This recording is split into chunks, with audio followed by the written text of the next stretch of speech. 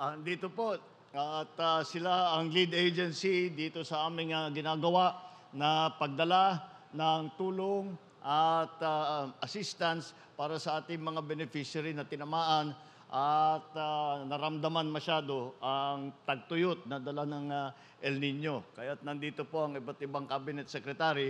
Andito po ang kalihim ng Department of Agriculture, Secretary Kiko Laurel. At yung matagal na iwan dito dahil nga sa pagputok ng kanlaon, pero doon siya sa bago.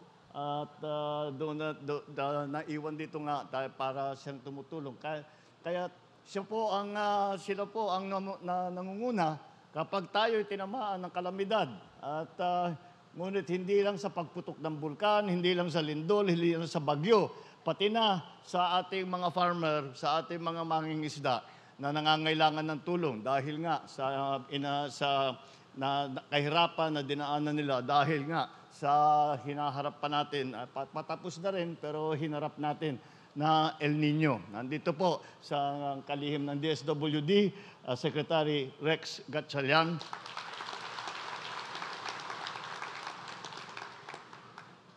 Ang nakikipag-ugnayan po sa national government at saka sa ating mga opisyal ng local government, alam niyo po, kahit na napakaganda po ng plano ng national government, kahit na napakalawak ng programa na aming inaiisip, hindi po namin kayang gawin kung hindi natin katulong ang mga local government officials. Kaya ang nag-uugnay po, kailangan maganda po ang ugnayan, kailangan maganda po ang coordination at laging nag-uusap. Kaya po ay nangunguna dyan sa pag-uugnay sa ating mga local government mula sa probinsya hanggang sa barangay ang ating Department of Interior and Local Government Secretary Benher Abalos.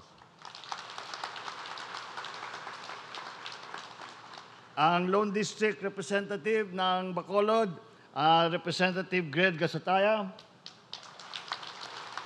Ang 6th District Representative naman ng Negros Oriental, Congresswoman Mercedes Alvarez. Ang 3rd District Representative ng Negros Occidental, 3rd District Representative Kong Francisco Benitez. The 5th District Representative of Negros Occidental, Congressman Emilio Bernardino Yulo. At ang ating butihing ama ng probinsya ng Negros Occidental, Governor Bong Lacson. At ang ating host na dito sa ating programa ngayon, dahil nandito tayo sa Bacolod, ang ating City Mayor, Bacolod City Mayor Albi Benitez.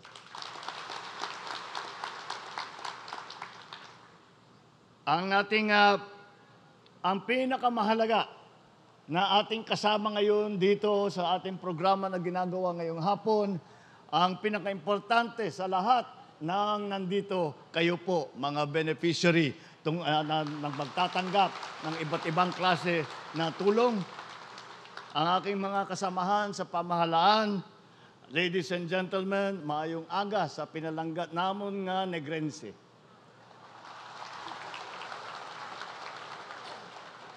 Wag naman kayo nagtataka, yung First Lady galing sa Bago City, kaya tinuruan ako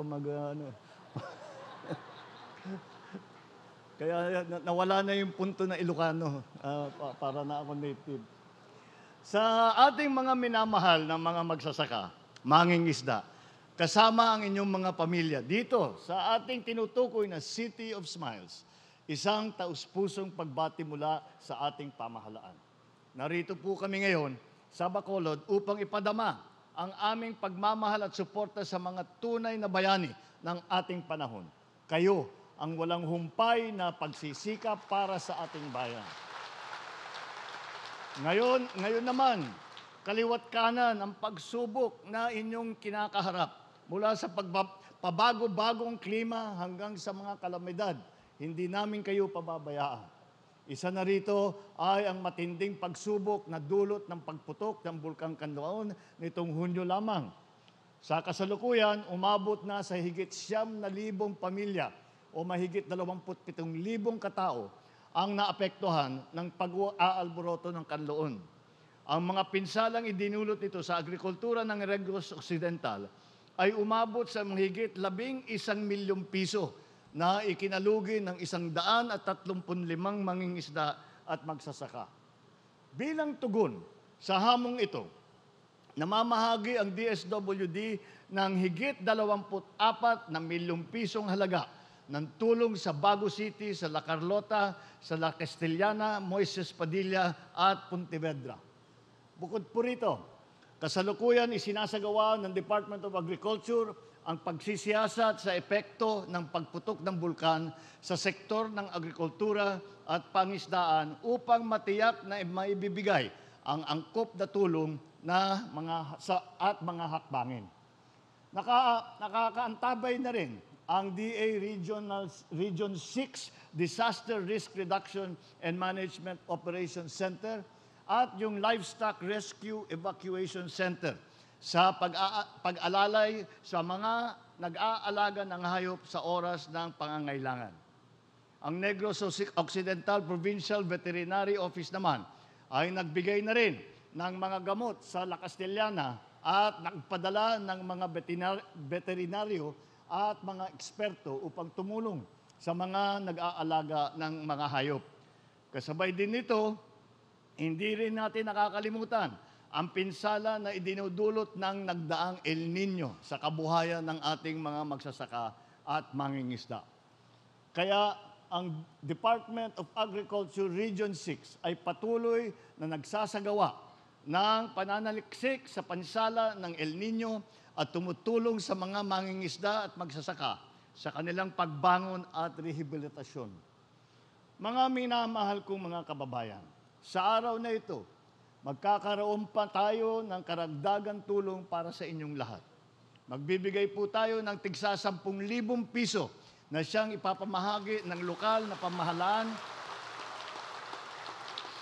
sa mga benepisyaryo mula dito sa Bacolod City at iba pang bahagi ng Negros Occidental. Bilang karagdagan sa mga ito, maglalaan din tayo ng 10 milyong piso para sa pamahalaan lungsod ng Bacolod at 50 milyong piso para naman sa pamahalaan panlalawigan ng Negros Occidental. Magkakaroon din ng iba't ibang uri ng tulong ang ilang sangay ng pamahalaan. Ang DSWD ay magbibigay ng tigsa 10,000 piso sa 10,000 makakatanggap mula sa hanay ng mga magsasaka, mangingisda at sa kanilang pamilya. Bukod pa rito, kasama rin po ang ating mga congressman at ang tanggapan ng House Speaker na si Speaker Martin Romualdez ay magbibigay din ng tigli 5 kilong bigas sa lahat ng nandito ngayon. Sa kabilang dako naman, patuloy rin natin isinusulong ang mga proyekto para sa ikagagaan ng buhay ng mga mamamayan ng Negros Occidental. Isang mahalagang proyekto na ating tinututukan ay ang Bacolod Negros Occidental Economic Highway na magsasaayos at magpapalawak ng mahigit 42 kilometro ng daan. Magtatayo ng 12 bagong tulay at magpapatibay sa kasalukuyang 6 na kilometrong kalsada at 4 na tulay.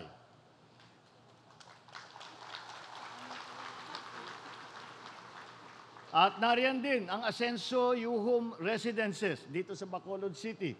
Tinutukan din natin ang pagpapabuti ng kabuhayan ng ating mga kababayan dito. Sa ilalim naman ng tulong panghanap buhay para sa disadvantaged displaced workers o yung tinatawag na TUPAD programa ng DOLE, patuloy tayong magbibigay ng tulong sa mga benepisyaryo ng rehiyon. Layunin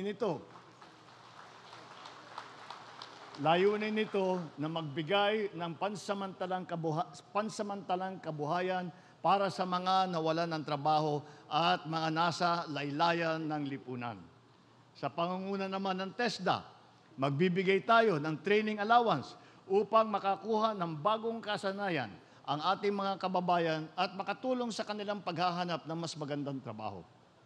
Maliban sa mga ito, magbibigay din kami ng mga makinaryang pangsaka, mga seedling, mga iba't ibang kagamitan, livelihood starter kit na makakatulong sa inyo ng pangmatagalan. Inaasahan natin na bubuo ito ng isang produktibong pamayanan, ng isang maaliwalas at kaayang-ayang kapaligiran. Mga kababayan, ako ay nasasabik na makita ang kalalabasan ng lahat ng ito. Pati na rin sa magiging epekto nito sa ekonomiya ng inyong lokalidad, lalo na ngayong bahagi na kayo ng bagong Negros Island Region.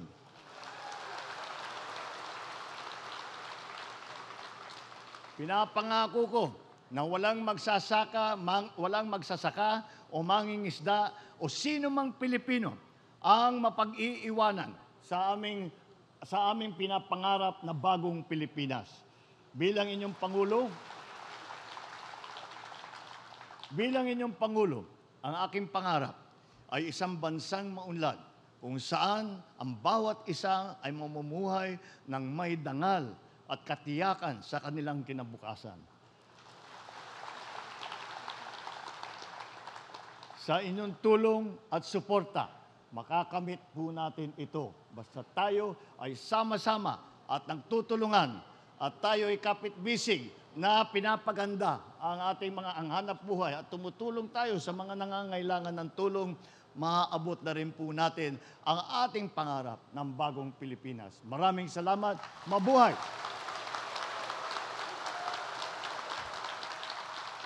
Mabuhay ang ating mga magsasaka at mangingisda. Mabuhay ang bawat pamilyang Pilipino. Maraming salamat po, mahal na Pangulo.